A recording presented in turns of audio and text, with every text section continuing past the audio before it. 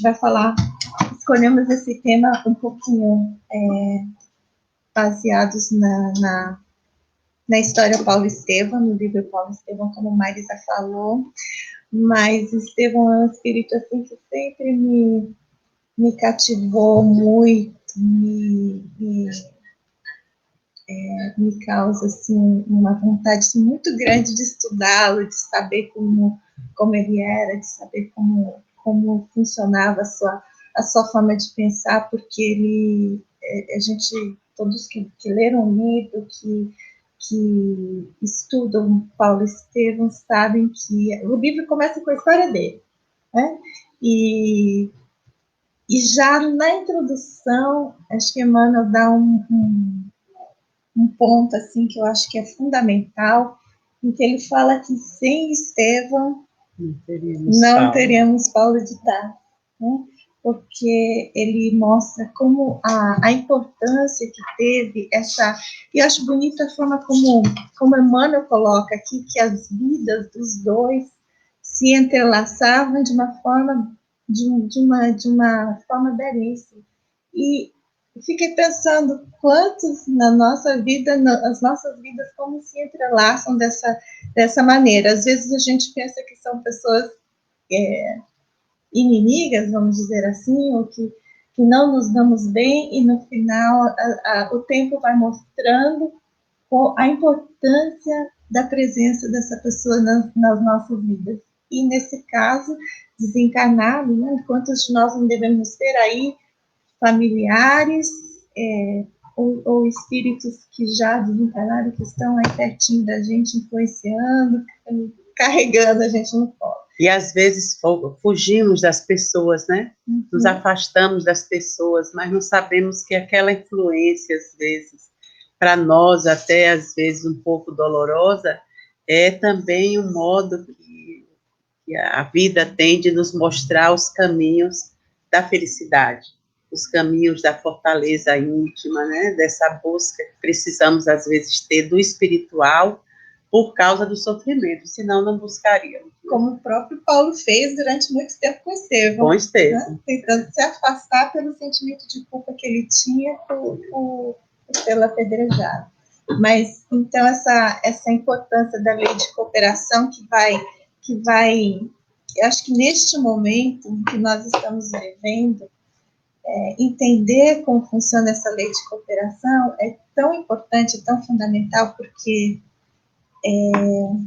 é muito difícil para uma pessoa só, numa encarnação só, entender tanto, aprender tanto, conseguir tanto. Se a gente estiver junto, fica muito mais... Nem Jesus veio sozinho. Exato. Porque não fala, nem Jesus chegou aqui escolhendo aí os seus amigos mais próximos. Mas a força do espírito, né, que me chama muito a atenção, porque até hoje a gente comenta muito de Paulo e de como esse espírito Paulo é forte, caminhando, trazendo esse evangelho até hoje comentado, que a gente estuda, mas a força desse espírito que estava por trás de Paulo. A gente muitas vezes pensa que Paulo estava, lógico, ele estava propenso a realizar aquela transformação. Mas, como você disse, a lei de cooperação, se não houvesse essa investida que eu acho que o Estevão era um espírito extremamente amoroso, a gente vê pela família, Abigail, o contato com Abigail, o pai e a mãe, a família como um todo, como sofriam, mas assim, muito coesos nos seus propósitos espirituais, né? Então, ele ter ficado assim ao lado, porque ele esteve o tempo todo, eu acho, ao lado de Paulo de Tarso, embora a vez que os dois se encontraram foi tão destrutiva, né? Mas você vê que é um espírito de escola que vem, né? Como estão muitos aqui entre nós, né? Que a gente às vezes não percebe e que traz essa luz no caminho de Paulo, porque se não fosse Abigail e Estevão, bota Abigail também, porque Abigail é o apoio do amor, do carinho, né? Ele é também. E também muito forte, quer dizer, espíritos mesmo que já vieram preparados, né, para aquela ação. E acho que mostrando também a Gesiel, que é o nome de Estevão no início, ele era uma pessoa fisicamente forte, trabalhava ali na lavoura, mas espiritualmente falando, também de uma força assim, tremenda, na moral, no espiritual. E ele conta muito sobre a influência da mãe, de como a mãe o ensinou a rezar, não só a rezar, mas se aproximar do Criador, né? do Pai Maior. Então, ele tinha esses costumes de ler a Escritura, mas uma coisa que a gente vai ver na história é que ele não era só estudar, ele tinha um profundo entendimento, né? Porque quando ele chega em Jerusalém, e Pedro começa a contar a história do Messias, de Jesus, e como ele foi crucificado, na hora, né? Estevão já começa a recitar todas as profecias de Isaías, que já tinha há muito tempo já trazido tudo que o Messias ia passar. Então, uma coisa que eu fiquei pensando assim, todos os fariseus estudavam as escrituras, né? Os judeus estudavam as escrituras, mas até Pedro, que era um dos mais próximos de Jesus, na última ceia, ele fala assim, como assim, mestre, você vai passar por tudo isso? Você vai ter que sofrer tanto? Fala com esse pai aí de amor, né, para tirar você disso. Então, ele diz, mesmo os que estavam ali do ladinho, né, e quantas vezes a gente não faz isso entre nós aqui hoje? Quantas vezes as coisas acontecem na nossa vida e a gente fica assim, ai não, pai, pelo amor de Deus, isso não, né? Não vai dar, essa pessoa aqui de novo, esse acontecimento de novo, essa situação de novo. E a gente não percebe que tudo aquilo já estava escrito, as profecias, elas simplesmente contam a história da humanidade, né? As probabilidades do que vai acontecer no futuro, sendo assim como nós somos. Então, acho que Estevão, ele tinha esse profundo entendimento não só do ser humano, como de tudo que tinha sido já falado sobre o que a gente ia fazer. É o entendimento do Espírito. A gente, às vezes, demora. A gente vê pelos livros, que às vezes a gente tem que ler 2, 3 vezes, ficar na mesma lição durante várias semanas, porque demora para a gente aprender aquilo, né? E tem os espíritos que já vêm, né, mais preparados, e você vê que na Bíblia não se fala muito de Estevão. É uma besteira, porque é justamente por causa do não entendimento da maioria de que era um espírito preparado, como nós somos, né? Você vê como Chico Xavier sofreu durante a vida até poder se estabelecer também com muito sofrimento e cumprir a missão literária que ele veio, mediúnica. Então, não é fácil. Muitas pessoas demoravam de perceber aquilo, né? Então, esses grandes espíritos que vieram nos trazer essas bênçãos, éramos por nós, às vezes, muitas vezes rechaçados. Hoje a gente está aqui sentado, querendo compreender, querendo entender, querendo fazer com que isso cause já uma transformação em nós. Né? Eu acho que isso também a gente comentou sobre a importância do estudo, mas não de um estudo assim, ali só para o ler por ler, assim, por cima. Eu acho que a importância de a gente entender com profundidades, né? Essas diversas interpretações que a gente vai dando, e o tempo tem nos ajudado, os estudos têm nos ajudado muito. Acho que hoje o espiritismo tem trazido essa visão mais... A pandemia ajudou muito. Ajudou demais, porque aí se multiplicaram os estudos mesmo, e acho que hoje nós não podemos continuar com a visão pequena, porque nós pensamos ainda pensamos que Jesus veio nos salvar, assim, de algo fora, quando ele veio nos salvar de nós mesmos. E eu estava pensando aqui agora que essa distinção de Gesiel em relação aos outros, inclusive aos apóstolos, eu acho que é a proximidade com Jesus. Uhum. Então, o espírito muito próximo ao mestre, naquela época, ele reencarna e traz todo aquele cabedal de sentimentos já aprimorados, da consciência da missão, e faz aquilo sem problema nenhum, ele se entrega àquele trabalho. E eu acho que é como nós estamos hoje, né?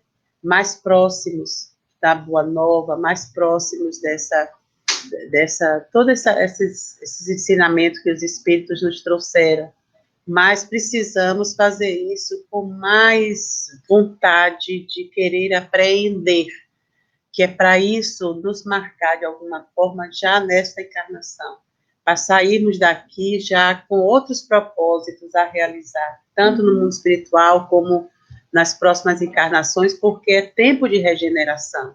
Então, isso que a gente está tendo, eu acho assim uma bênção, se a gente pode abraçar, como muitos de nós estamos abraçando, para nos preparar para as encarnações vindouras.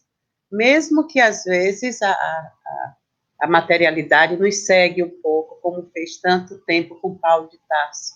Mas você vê que chega um momento em que o Espírito, quando ele diz, eu vou, ele cai na cegueira, mas já é uma cegueira que ele tem, libertadora para ele despertar para o espiritual. E ali ele vai, né? É muito bom. Você falando, lembrei de Bezerra, que fala que chegou a hora de o espírito sair das letras, né, para a vida, para as nossas vidas. Então, chegou o momento de nós tirarmos o que lemos e estudamos para as nossas ações, para as nossas atitudes. E não precisamos ter medo que ninguém vai sair por aí fazendo isso, aquilo, que nem temos condição disso, mas fazer por nós. Nós somos o nosso material mais próximo, é o próximo mais próximo, somos nós. Se a gente aplicar em nós todos os dias, facilmente a gente vai poder expandir isso, né? Exatamente. E acho que outra coisa que Gesiel, que Estevão nos mostra, assim, como você falou, na Bíblia são 3 capítulos. No 6, ele é eleito um dos pregadores, um dos diáconos da Mansão do Caminho. No segundo, é o discurso que ele faz em sua própria defesa no Sinédrio, que é, assim, belíssimo, né? Tem toda a história dos judeus ali. E no terceiro, assim, na primeira linha, ele foi enterrado. Então, o que a gente tem na Bíblia é tão pouco, mas eu acho que por isso que é segundo Emmanuel, né? Emmanuel traz para a gente um descortinar de uma pessoa que a gente foi muito pouco valorizada até hoje, né? Eu achei também muito legal, assim, ver, através do livro, que ele muda o nome quando chega na Casa do Caminho. Ele vai aos apóstolos, e Pedro é João, né? Pedro é que muda o nome dele. E ele começa a fazer práticas lá, são justamente essas práticas que levam, né, ao apedrejamento. Ele pratica as curas lá, com os apóstolos. Então, ele faz o que Jesus ensinou os apóstolos a fazer, mais uma prova de que ele já sabia, pelo contato anterior com Jesus, né? Muito bom. E acho que Emmanuel fala que Paulo era médium, né? Ele ouvia, ele via, e tanto é que ele escutava essas vozes que o incentivavam aí, depois que ele passa pela experiência de Damasco, que o incentivavam a seguir com a pregação da Boa Nova. E Paulo confundia, achava que era Jesus falando com ele. Eu fiquei pensando, quando eu li isso, eu falei assim, gente, como nós somos parecidos. Não, nós não, eu. Somos nós. Parecida com Paulo, às vezes a gente escuta, você pensa que é o anjo, né, o anjo guardião das galáxias que está falando comigo, e, no entanto, é ali a pessoa que está dividindo comigo, que supostamente está dividindo essa encarnação, e tem essa missão de estar inspirando a gente. E quantas vezes a gente não estou nem ouvindo, não vou prestar atenção. Em outras, a gente escuta, mas pensa que nós somos o último chocolate da caixa. Nossa, essa inspiração só pode ter vindo de muito alto. Mas, nas viagens também de Paulo, a força que Estevão deu para ele em todos os momentos, inspirando e fisicamente, né, transferindo força para Paulo conseguir caminhar o que ele caminhou, visitar e passar por todas as torturas que ele passou, porque era, como o Haroldo fala, né, já fazia parte do programa. Você vai lá, chega, conhece uma pessoa, vai fazer uma pregação e vai ser apedrejado. Você vai lá, faz a pregação e vai ser açoitado. Já era parte do programa. Mas uma coisa que Paulo diz em Paulo Estevão é que na segunda viagem que ele vai, em que ele encontra os amigos que ele já fez na primeira viagem, as igrejas que foram montadas, que foram abertas, e que ele é tão querido, tão abraçado quando ele visita, ele fala assim, aqui o evangelho já está plantado. É hora de procurar novos lugares, porque a luta demonstra que é novidade. Né? Não, porque a gente primeiro briga, nega. Isso achei que descreve o ser humano tão bem, porque a primeira coisa que a gente faz é negar, brigar, falar que não aceita, apedreja, e depois aquilo. É quando ele diz a Paulo, sigamos adiante, levemos a luz do céu a outras sombras. Era Estevão que já estimulava ele para semear em outros lugares, né? Exato. Desta vez já não encontramos muitas dificuldades, e é preciso caminhar para onde se encontrem os obstáculos e vencê-los, para que o Mestre seja conhecido e glorificado. Quer dizer, vamos a lugares onde realmente tem dificuldade. Por isso que, às vezes, até eu acho muito bom, assim, aqui no centro, às vezes a gente sempre tem uma diversidade de pessoas, de conhecimento, de escolas religiosas, e que a gente termina se reunindo e trabalhando determinados temas, que às vezes para uns aquilo não significa muita coisa, para outros é alguma coisa, e a gente vai junto tentando trazer isso para todos de uma maneira, né, que a gente não fique procurando só os que pensam igual, só os que já aceitam, só os que, né, que isso é muito fácil fazer, né? Não sei, assim, onde é que tem só espíritas aqui? Mas eu adoro quando a pessoa chega, olha, eu sou evangélica, mas eu vim em busca de cura. Eu digo, então você já achou, vamos lá. Mas olha, vamos estudar isso aqui, vamos ver aquilo ali. Aí quando a pessoa se vê, já está envolvida com Jesus, é entre ela e Jesus, a gente aí larga lá. É muito bom isso, muito bom, né? Mas e essa questão do espiritismo, quando Kardec pergunta se o espiritismo vai ser a religião do futuro, e os espíritos dizem que vai ser o futuro das religiões, eu acho que entender isso é importante, porque a diversidade faz parte, a diversidade é importante, e faz parte do processo evolutivo. Não está todo mundo no mesmo patamar, exatamente, a forma de entendimento é completamente diferente. Se Jesus não tivesse mandado essas mensagens, né, como diz lá no início do Evangelho, e o Senhor enviou o seu exército para o mundo inteiro, para o planeta inteiro, a verdade está distribuída pelo mundo, não somos os únicos detentores, e muito menos temos a pretensão. Eu acho tão legal quando a gente está fazendo estudos, né, dos textos de Emmanuel, que vem a passagem do Evangelho, né, que Emmanuel destrincha para nós, e que tem a Adriana, tem o Rafa, que estudam mais, que vieram de outras escolas religiosas. Rafa não, mas buscou estudar essas lições do Evangelho. Estela também teve contato com a igreja evangélica, então, quando destrincha o tema, fica muito mais rico para nós que não temos aquele conhecimento, pelo menos vivo nessa encarnação.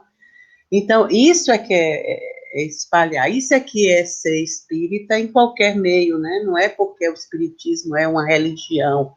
Eu acho que é justamente isso, é o futuro das religiões, essa abertura. Pode dar o nome que quiser dar no futuro, né? Mas a gente vê que é essa junção dos conhecimentos sobre a mesma coisa. E um enriquece a vida do outro, né? Isso é muito bacana, que foi o que eles fizeram naquela época, que depois de Jesus se continuou fazendo. E a importância das pregações de Paulo, e acho que aí entra Estevão inspirando essas cartas, porque ele trazia uma mensagem que no início era somente de um povo, né, era dos judeus somente, e trazer essa liberdade que Paulo percebeu em Jesus, né, que a mensagem ela era universal, ela não era para um povo favorito de Deus, era para todos como, tratando todos como irmãos, e perceber que, entender que essa inspiração veio de Estevão, diretamente para Paulo. Então, a gente vai lendo as cartas, entendendo toda a história de Estevão por trás, é uma outra interpretação, é um outro entendimento que a gente vai tendo. Né? Porque eu acho que desde quando Gesiel interpretava as passagens que Pedro citava de Jesus, ele ligava ao que ele aprendeu, né? Quando ele lia as escrituras de Isaías. Quer dizer, então é isso aí. Então, foi o melhor mentor para Paulo de Tarso. Ali era um espírito completo já, né? Dirigindo ajudando, como Emmanuel com Chico, né? Só que Paulo teve a chance de conviver, de ver. Agora, se ele não tivesse mandado apedrejar Estevão, ia cair uma pedra lá de cima, né? Está na hora de Mas Estevão. Nós falamos isso. Será que se ele não tivesse apedrejado Estevão, será que existiria Paulo de Tarso? Acho que ele estaria salvo ali em Jerusalém até... Não, mas eu acho que aí ele ia dizer, não, chama... Eu acho que Estevão ia tropeçar em alguma pedra no casamento dele com a Abigail, mas quem sabe a Abigail já não seguia junto, né? A gente vai com a vontade de fazer, dar um final feliz a umas coisas que na época tinham que ser drásticas mesmo, porque éramos muito atrasados. Eu acho que se Jesus abrisse a mão um pouquinho para nós, a gente atrapalhava o futuro todo. Já não dava certo. Acho que até hoje é assim, ele vai com a gente assim, vamos devagar, né, porque o pessoal... Mas é isso que eu ia falar para você, até hoje nós passamos por certas situações que tem que ser drásticas, senão a gente não se mexe. Ou a gente fica paralisado na própria dor, na situação de vítima, que é muito confortável, ou você sai desembestado para um... Né? Hoje de manhã eu estava pensando no filminho do Dragão, não sei se vocês já assistiram Luca, né? Não, o Luca é antigo já, que é de um dragãozinho, que o menino cada pessoa daquela cidade tem um dragão, e ele, no fim, ele perde o controle, tem um outro inimigo que está lutando, e o dragão controla o dragão, e esse dragão acaba matando o pai do menino, o rei. E eu fico pensando, não somos nós com os nossos dragões? Quer dizer, a gente fica pensando que é o outro, que é o inimigo que está controlando o nosso dragão, que está causando todo esse mal na nossa vida, mas é a nossa falta de controle dos nossos próprios dragões que acabam matando, né? Que acabam destruindo aquilo que a gente está tentando construir. Eu acho que essa visão o Estevão já tinha. Estevão já entendia isso muito bem. Tanto é que ele fala, quando ele está morrendo, né? Abigail perdoa, seu noivo quando ele conheceu Cristo, ele vai defendendo com essa mesma força que ele defende Moisés. Né? Você vê que ele se empenhou da mesma forma. E ele brigava com um bocado de gente pela frente dele. Ele era danado. Mas precisava daquele espírito, né, empreendedor e com aquela velocidade para que as coisas acontecessem com a cultura dele, com o conhecimento dele. Precisava disso. Mas eu fico pensando isso para nós hoje. Né? E cada um de nós tem em si a capacidade, né, de ser feliz, mas de trazer essa força que o Cristo dá para cada um de nós, porque ele mesmo fala, é por amor ao Cristo. Né? Então, não está em nós, simplesmente porque Deus está em nós, o divino está em nós.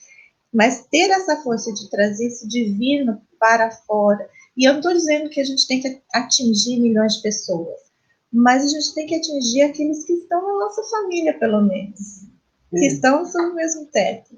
Né? Esse amor, esse amor que já é em nós, e eu acho que você sempre traz isso para a gente, que eu acho muito lindo, que é os primeiros que estão, os mais próximos somos nós, e depois...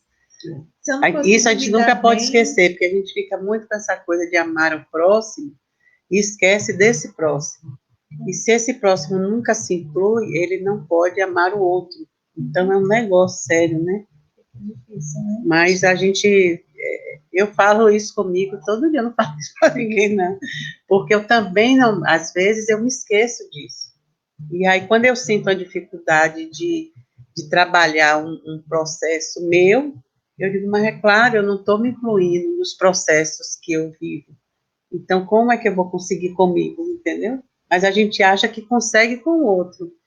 Negativo. Quando você consegue, acho que quando a gente consegue com a gente mesmo, às vezes a gente consegue com o outro, ainda mais que somos irmãos e nos amamos, dar umas dicas, assim, que a gente faz nos estudos.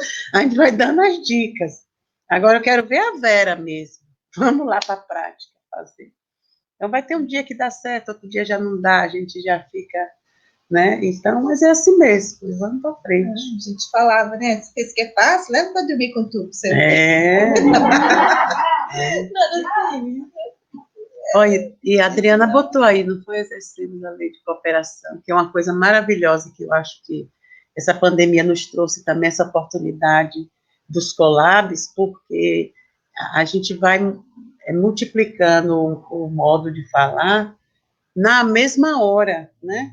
A gente sai só do estudo, e agora vão vir o estudo mais sistematizado nesse segundo semestre, a partir do dia 22, eu estava falando com Lina, a gente podia fazer collabs nas aulas, porque eu acho que vai ajudando a todos os facilitadores através da fala do outro, através da sua fala com o outro, ter uma fala solita, mais forte, mais firme, sem muitas dúvidas, entendeu? Eu, pelo menos, adorei, assim, não sei fazer outra coisa, assim, se não for acompanhada. Era o que Paulo falava, né? Ele dizia assim, se Jesus manda Estevão me ajudar, então eu aqui também tenho que trazer os meus companheiros para escrever as cartas comigo, porque se uma hora falhar a minha intuição, né? Eu estou aqui preocupado com a minha vida e eu não escuto direito, os outros, os espíritos vão poder se utilizar dos outros médios. Eu acho que isso é um trabalho diário na nossa vida que a gente tem que aprender a fazer. Entender que somos espíritos imortais, entender que somos 100% do tempo influenciados, somos uma legião e temos uma legião de testemunhas à nossa volta. E não tem como... É assim, o sistema é assim, não dá para viver fora disso. Mesmo que eu seja lá, né, eremita no meio das montanhas, ainda assim eu vou ter a minha legião e a legião me acompanhando. Então, tirar proveito, o máximo de proveito disso, acho que é fundamental. E uma coisa que você falou hoje no estudo, mas de você, tendo consciência disso, você consciente aplicar-se no fazer algo de bom para atrair os espíritos bons que você quer, a companhia que você quer, né? Porque acho que isso foi isso que Paulo fez. Ele não foi só chegou aqui meu companheiro, você está aqui e ficando bem bom. Não, ele foi à luta e brigou muito, acho, contra ele mesmo, contra o seu orgulho, contra o seu, né, aquela vaidade que ele tinha, que Emmanuel mostra no começo, e controlar esses dragões que ele tinha e fazer-se não digo merecedor, mas fazer-se capaz, né, capacitado de estar ouvindo os espíritos com o que ele queria. Porque não é, a gente sabe assim, acho que nem Paulo também, não é resolver os problemas todos numa encarnação. Mas quando você dá essa abertura de se entregar aos mestres maiores, você fazendo a sua parte, mas com esse contato, que Paulo se deu a chance de ser cuidado. Quando ele fica cego, depois de encontrar Jesus, não foi o castigo de Jesus, ele fica cego. Ele necessitava daquela introspecção para poder enxergar que ele não era o dono do mundo e que ele precisava do mundo para poder agir. Então, ele ali não ficou logo humildezinho e vamos, não, ele foi com muita dificuldade e como todos nós vamos. Agora, você se dá, sabe, a perceber isso, de que não faz nada só, de que não vai resolver nada sozinho, não estamos nesse patamar. Tanto que Jesus não resolvia porque vinha com uma legião de anjos e mais a legião dos anjos caídos para poder continuar aprendendo a lidar com os dois lados da vida. Você vê que o espírito imortal, ele nunca vai parar de estar reencarnando, porque o missionário vai reencarnar para poder ajudar, sendo ainda amparado pelos outros espíritos. Por mais, né, ninguém vai virar Deus. A gente vira o quê? Um espírito missionário, como a gente viu Chico, a gente viu Irmã Dulce, quantos espíritos eles tinham por eles para poder aguentar, porque a encarnação nunca é leve, não é?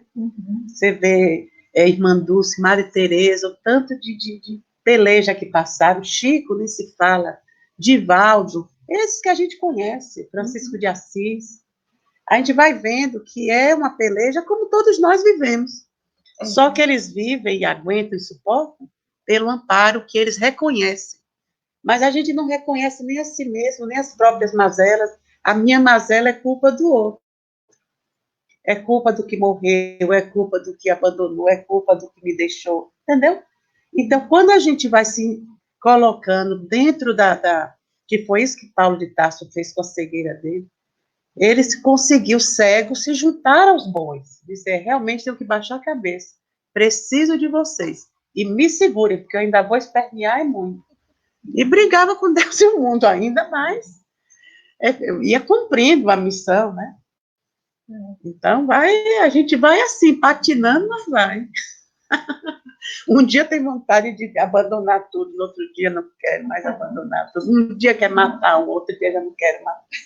Mas somos nós, mas se a gente se abandona aos que a gente vê, imagine o que a gente faz com os que não vê, né? Então é muito bom. Esse entendimento acho que é fundamental. Você comentando agora isso, eu lembrei de Divaldo, que ele falando assim, quando ele estava em 2019, que ele veio para Miami para fazer a convenção aqui, a conferência de Miami.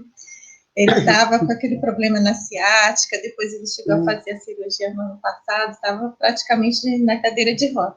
Mas ele dizia assim, não é fácil a vida de médium, eles vêm, sempre os espíritos inferiores vêm atrás da gente. Aí ele falava assim, eles estão me pegando pelas pernas, mas para chegar na língua vai demorar muito, eu ainda vou falar muito. Então, é assim, eu senti a força dessa pessoa para ter esse, ainda no meio de tantas pendências aí da vida, ainda ter esse senso de humor, essa vontade de servir, essa vontade de fazer algo, desenvolver uma habilidade. Mas segundo o nosso entendimento, os seres assim deveriam sair nas nuvens, nos braços do Senhor, passar a vida toda ali, né, naquelas... Que era a ilusão que eu tinha quando eu estudava em colégio de freira, que aquele quarto, assim, com aquele cheiro do céu tinha, que para mim era cheiro de céu, de tão limpo, de tudo tão alvo, de um chão brilhando tanto, né? Mas aquilo não é o real. Aquilo é para tapear os bestas.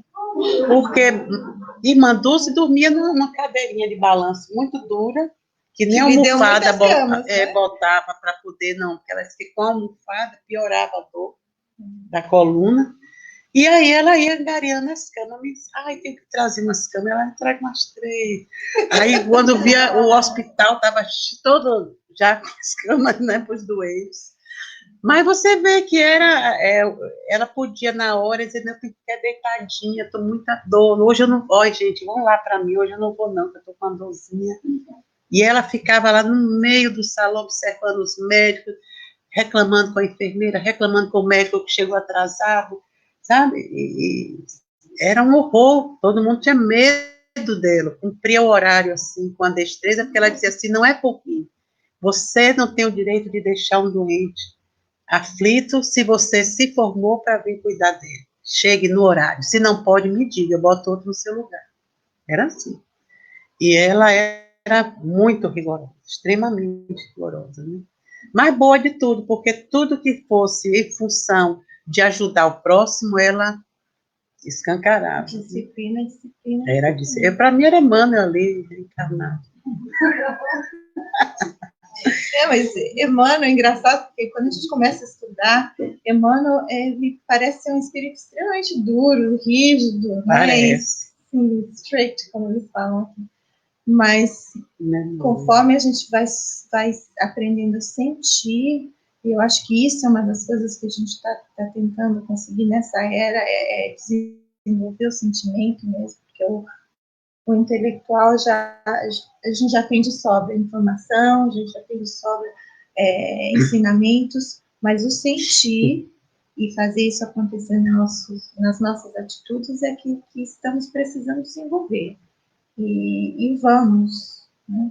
Porque Emmanuel, se fosse o espírito duro, ele não fazia como ele faz, porque se a gente observar, e a gente lê alguns livros, né, em alguns estudos, como ele repete o ensinamento de uma outra forma. Quem faz isso, né? Aquele bom pai, boa mãe, bom professor. Vocês não, eu falei com meu filho agora assim, deixa eu mudar agora o jeitinho de dar o approach nele. E não sei, isso quem faz é quem ama. Não é quem é duro, ele não enfia pela nossa goela. É como se cada vez que a gente fosse vendo, ver uma coisinha ali alterada, diferente. Mas vem, Jesus fazia isso. Dentro dos mesmos ensinamentos, você não escreveu nada, escrevam vocês aí, que eu já estou cansada, deixa só eu mostrar como é que faz, entendeu? Então, isso só faz quem ama. Porque quem não ama diz uma vez e tá logo, não entendeu? Não, dane-se, né? E não é assim a história. A história é justamente amolecer a dureza do nosso coração. E só amolece quando as gotinhas vão caindo devagarzinho ali, furando, né? Furando aquela pedra. Agora a gente já está molinho, né? Eu acho. Comparado com o que nós fomos. Nem que seja às vezes, né? Mas acho que o tempo ajuda bastante. O tempo nos ajuda muito. E finalizando esse final desse livro, que eu acho que assim, só lendo mesmo, mas mostrando esse mestre de amor, né? Porque Paulo chega ali, desencarna, ele chega ali, ele vê, ele passeia ali por todos os lugares, as igrejas que ele tinha viajado, por todos os lugares, no final ele vê Estevão e Abigail, mas a vontade dele é sair correndo e abraçá-los, né? É. Mas aí o que ele faz? Ele olha para Jesus. Quer dizer, a pessoa já está tão disciplinada, então, assim, entende tão profundamente como a coisa funciona. Que não tem ímpetos assim. Né? Exato. Isso que eu fiquei pensando. A gente é muito impetuoso mesmo. A gente não entende muito como funciona o processo da vida. Então, a gente vai dando essas patadas, assim, né? Essas bateladas. E não entende que a pessoa que está sofrendo do seu lado, não digo a pessoa que está sofrendo, mas a pessoa que te magoa, a pessoa que te machuca, a pessoa que calunia, a pessoa que fala mal de você, ela está sofrendo, está fazendo isso porque ela está sofrendo. E não é porque ela quer te machucar, né? A gente não tem essa disciplina da vida de entender que as dores chegam para a gente não porque a gente está sendo punido, né? Mas porque a gente está... É uma pedagogia. É um modo de mexer, né, com a gente. Exato. É uma forma de amolecer a dureza do coração. a gente se vê impotente, né? Muita gente poderosa que se acha o dono do mundo só para um pouquinho para pensar quando vem uma doença, uma perda, uma coisa forte que leve ele a cair de quatro. Mas normalmente, se for no outro desconhecido, não, mas tem que mexer com alguém que ele ama. E às vezes o amor que ele tem pelo outro que está em volta é tão pequeno que tem que ser nele a flechada. Vai. Porque senão não adianta. Então, às vezes, só na própria pessoa você consegue uma reação melhor, né? É verdade. E acho que é entender isso, a dor deixa de ser dor. Esse entendimento profundo que Estevão É por isso que aí a dor vira um caminho. Bom, para onde é que eu vou daqui com isso, né? Eu não vou, por isso que, não, vou parar e ver o que é que eu vou fazer. Não, para onde eu vou com essa coisa, essa nova pedra para eu carregar? Por que ela está vindo? Então, alguma coisa eu estou deixando para trás, né? Então, é legal isso, é bom entender, né? Se não entender, a gente só... A gente se revolta, a gente... Não, sofrer, eu acho que sempre tem um pouquinho de sofrimento. Eu acho que não estamos, eu pelo menos, no ponto de dizer, não, está tudo sob controle. De forma nenhuma, né? Eu acho que tem ainda, mas tem também ao lado, graças a Deus, muita fé e muita vontade de dizer, não, me mostra logo uma porta aí, porque eu não vou me sentar aqui e ficar olhando para esse quadro. Isso é uma coisa que Jesus ensinou para a gente, né? Que não tem uma oração que fique sem resposta. Então, e entender que às vezes a resposta é o silêncio mesmo. A gente vai ter que aguentar aquilo e não pestanejar, não se revoltar, e não tentar fugir. Né? É aquilo que o frio vem de acordo com o cobertor que a gente tem mesmo. Não tem como dizer, eu não dou conta. Dá sim. É como a pandemia, né? Como a gente precisou se reinventar, ver outro modo de fazer as coisas que a gente gosta de fazer, né? Então, não veio tirar nada de nós, está tudo aí, continua aí. Agora é um modo só da gente usar, né? Mesmo que uma comida que você come de diversas formas, né? Às vezes é frito, às vezes é assado, né? E você vai ali reinventando o processo, até que come crua, porque não tem fogo, e você vira japonês e adora um sushi, mesmo sem ser japonês. Adoro um sushizinho. Tem de bom ânimo, porque a aflição vai fazer parte ainda da nossa... Né? E a aflição, eu acho que vai vir, é aí que também a gente vê os grandes missionários. Também viviam suas aflições, né? Jesus viveu aflições e tinha bom ânimo. Tanto que ele trouxe a lição. O ânimo está aí do lado da aflição, é só você olhar o outro lado e ali, chorar, desperdiar. É exatamente isso que eu ia falar. A gente presta atenção nas aflições, mas a gente não presta atenção no bom ânimo.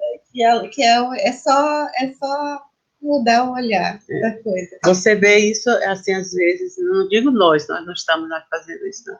Mas tem pessoas, assim, que sofrem por um sofrimento que já foi, mas sofrem. É assim, é como se ele já fizesse parte da sua realidade. Então, você não se desloca daquele lugar, né? Porque o sofrimento é um lugar. Se você não sair dele, ele não vai sair de você e vai para onde? Não. É você que sai dele, né? E não permite mais que ele se ocupe de você. Então, é uma decisão, assim, que nós temos que tomar. Tem uma pessoa aí falando. Ela repetiu o que você falou. O Daniela. Não é? Mas eu não dou conta, é alienar. Dá. Mas é uma pedagogia, lembrar é isso mesmo. A dor é um caminho. Para onde eu vou com essa pedra nova para carregar? É isso mesmo, Daniela. Eu quero uma pedra nova. A velha já chega. Não aguento mais. Manda uma nova aí que vai cheia de força. Mas não repare, não é? Quando você tem uma novidade, tudo é novidade. Não precisa ser tão boa assim. né? Mas se, aquilo que já não é novidade, aquilo que já não tem brilho, para que eu quero aquilo do meu lado? De jeito nenhum. Ele pode até vir me acompanhando, mas não vai mais ser uma pedra do meu caminho. Pode ser uma pedra na margem ali que vai, mas não no meu caminho. Entendeu? Então é uma escolha, não tem jeito. Ou vai ser aquele degrau, a pedra vai ser o degrau para a gente subir, né? Se apoiar para a próxima. E não pense que a próxima vai ser mais fácil. E tem pedras que precisam ser amadas, reconhecidas. Não tem pedra que a gente carregue, que jogue ela fora e ela desapareça. Não. São pedras que precisam ser respeitadas dentro das suas limitações. Então, essa pedra só consegue ser pedra. Eu vou acompanhá-la até ela poder virar, nem qual é depois de pedra. Mineral, vegetal. Vamos lá. Olha os nossos cachorrinhos. A gente já ama tanto que a gente já os vê pessoas. Eu já vi a minha cachorrinha, que me amou muito, eu amei muito também.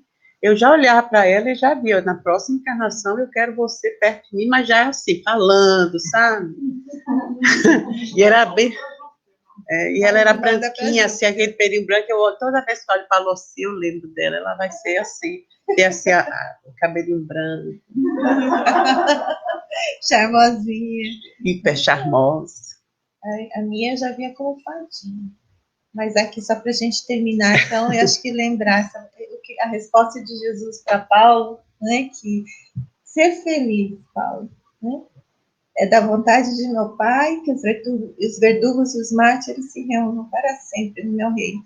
Então, vamos começar a fazer isso agora aqui, né, com aqueles que a gente pensa que são inimigos ou que não estamos bem, fazer o nosso primeiro esforço de vamos ver com outros olhos.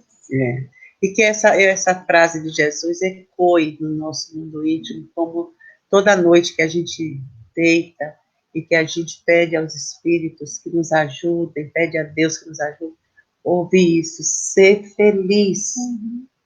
Ser feliz, porque é isso que eles nos pedem todos os dias. E essa felicidade não é a que a gente conhece, a felicidade eufórica de ter realizado isso e aquilo. É realizar só essa compreensão em nós. Eu já consigo compreender algum ponto ou outro em mim. Não tudo, mas eu consigo alguma coisa. Então, isso é fundamental para a gente andar, né? É isso aí, gente. Então, viva Paulo. Aliás, não, viva Estevão, né? Viva Estevão. E Paulo, porque Paulo é Paulo. Paulo e Emmanuel. Gratidão. Emmanuel. Então, um bom sábado para todos. Era isso.